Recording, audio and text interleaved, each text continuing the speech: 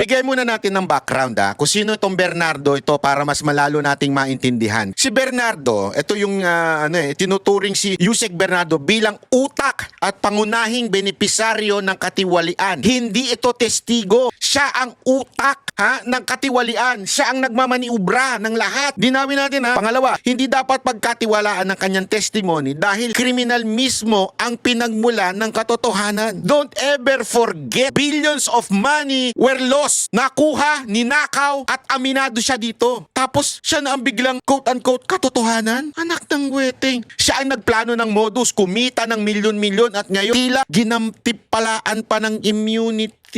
VIP treatment. Yan yung pinag-aagawan pa ang custody niya. Bakit? Bakit? Tore, dahil malaking kinita niya? Tandaan ninyo malaki ang kinita nito. At aminado siya. Yan ang sinabi niya sa Senado. Hindi ko inimbento yun. Sinabi niya yun sa Senado.